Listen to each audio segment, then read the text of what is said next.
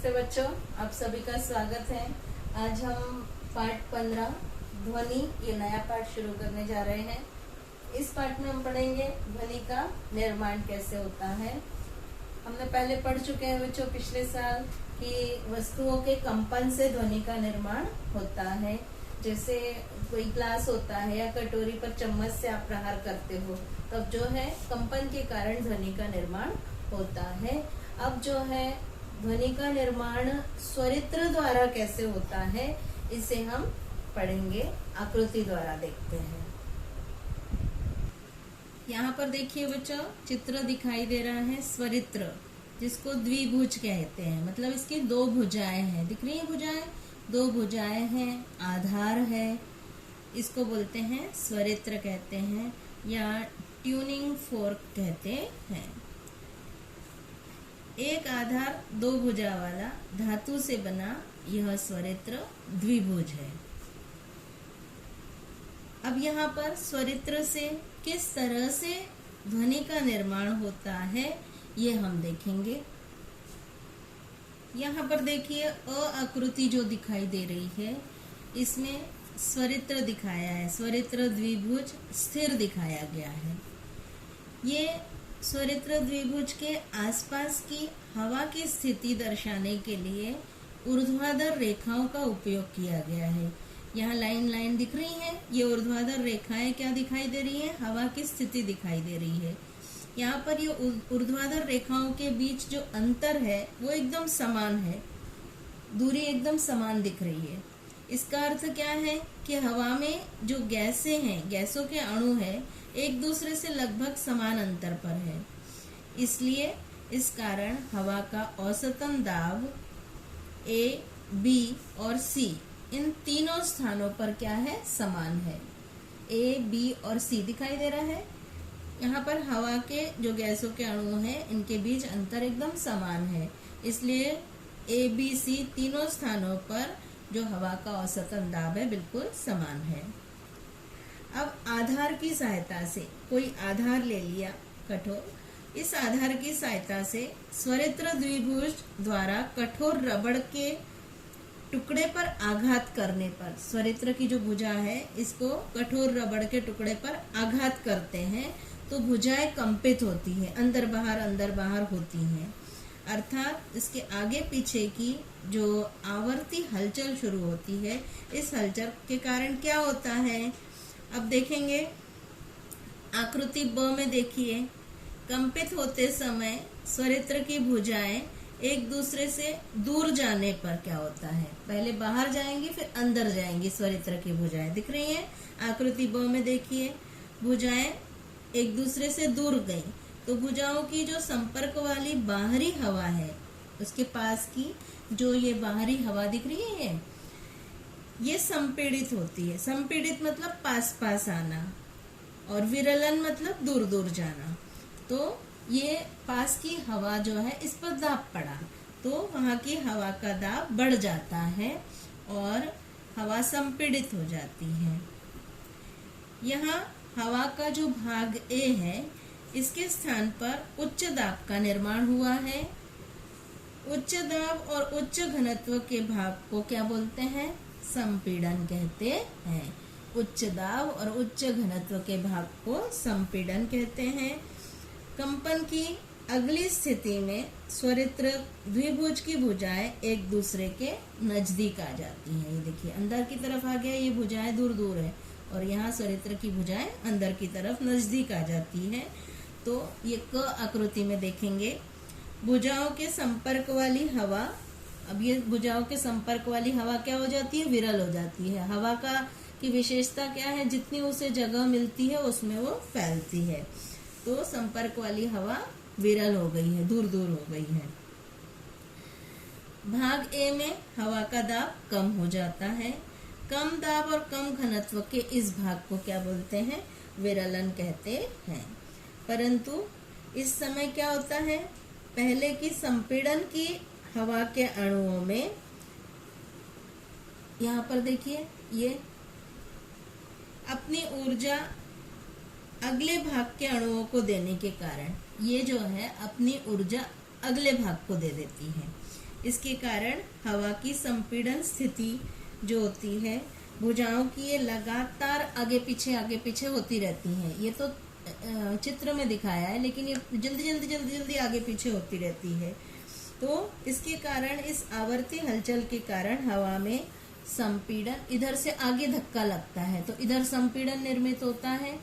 यहाँ पर देखिए, फिर विरलन, संपीड़न विरलन, संपीड़न विरलन, इस तरह से स्थिति निर्मित होती है। लगातार जो हलचल होती है जिसके कारण संपीड़न और विरलन, इसकी एक मालिका तैयार होती है और स्वरित्र द्विभुज से दूर तक फैलती जाती है।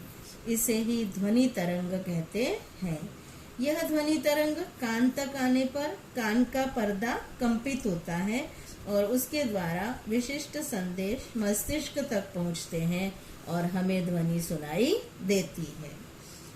इस तरह से स्वरित्र द्वारा ध्वनि का निर्माण होता है। इसके बाद बच्चों, अभी मैं आपको आपकी किताब में पाठ 15 में ये बता रही हूँ कि जो गवर्नमेंट की तरफ से आपको 25% पोर्शन कम हुआ है, उसमें क्या क्या कम हुआ है। तो इस तरह की मैंने रेड लाइन लगाई हुई है जो पोर्शन कम हुआ है। तो पेज नंबर 104 पर यहाँ नीचे थोड़ा सोचो, इसको आपको, ये आपको नहीं आएगा परीक्षा में। 105 पे देखिए, इसे सदैव ध्यान में रखो, ये नहीं आएगा। 106 पर यहाँ ये जो लाइन लगी हुई है ये नहीं आएगा। 107 पे निरीक्षण करा व चर्चा करा और करो और देखो, ये भाग नहीं आएगा, इसमें ऐसा कुछ नहीं है। बस अगला आपका टॉपिक है इस पाठ का, ध्वनि का संचरण और माध्यम। आपने 6वीं कक्षा में सीखा है कि हवा, पानी या किसी ठोस में से ध्वनि तरंगों के रूप में संचरित होकर हमारे कानों तक ध्वनि पहुंचती है। लेकिन ध्वनि का स्रोत और अपना कान, इन दोनों के बीच यदि ऐसा माध्यम न हो तो क्या होगा। अभी तक तो हमने यही पढ़ा कि हमारे कानों तक हवा, पानी या किसी ठोस में से ध्वनि तरंगे संचरित होती है और कानों तक पहुंचती है और हमें ध्वनि सुनाई देती है। लेकिन अगर ध्वनि का स्रोत न हो, बीच में कोई माध्यम ही न हो, माध्यम कितने प्रकार के होते हैं, ठोस, द्रव और गैसीय, 3 प्रकार के माध्यम होते हैं, तो क्या होगा। तो ध्वनि संचरण के लिए माध्यम की आवश्यकता होती है। ये एक चित्र आपके सामने दिखाया गया है। एक प्रयोग द्वारा हम देखेंगे कि ध्वनि संचरण के लिए माध्यम की आवश्यकता होती है। अगर माध्यम ना हो तो क्या होगा। इसमें सिद्ध किया है, प्रयोग की जो आकृति है इसमें देखिए, कांच की एक हंडी दिखाई गई है। समतल पृष्ठभाग पर यह रखी है कांच की हंडी। एक नली की सहायता से यह हंडी एक निर्वात पंप से जुड़ी हुई है। नीचे निर्वात पंप क्या काम करता है, हवा निकालने का कार्य करता है। निर्वात पंप की सहायता से हम हंडी की हवा बाहर निकाल सकते हैं। इस आकृति में दिखाए अनुसार हंडी में एक विद्युत घंटी लटकाई गई है और इसका संयोजन हंडी के ढक्कन द्वारा किया गया है। ऊपर यहाँ विद्युत घंटी लटकी हुई दिखाई दे रही है। प्रयोग के शुरुआत में, अब प्रयोग कैसे है ध्यान से समझिए बच्चों। प्रयोग के शुरुआत में निर्वात पंप बंद होने पर कांच की हंडी में हवा होगी।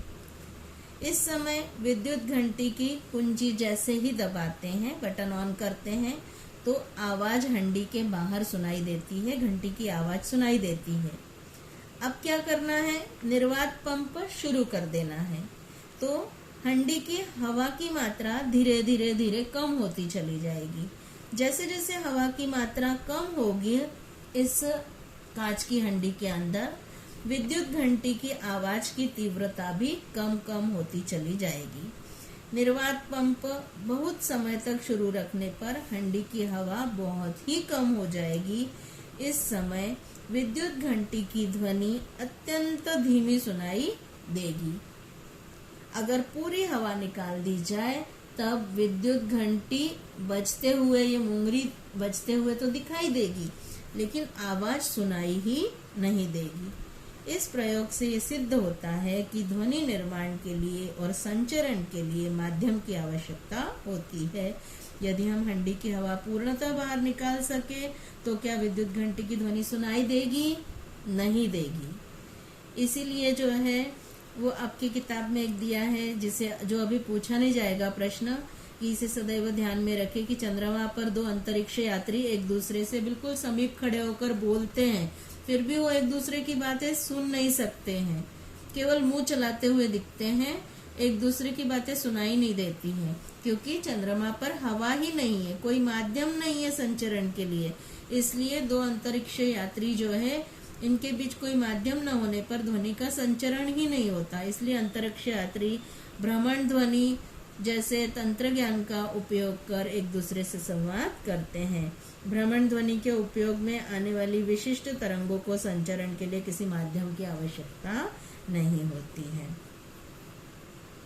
तो बच्चों, आज हमने क्या क्या पढ़ा कि ध्वनि का निर्माण स्वरित्र द्वारा कैसे होता है, हमारे कानों तक ध्वनि कैसे पहुंचती है, और दूसरा जो है ध्वनि के संचरण के लिए माध्यम की आवश्यकता होती है, इसका हमने प्रयोग पढ़ा। आज इतना ही, धन्यवाद।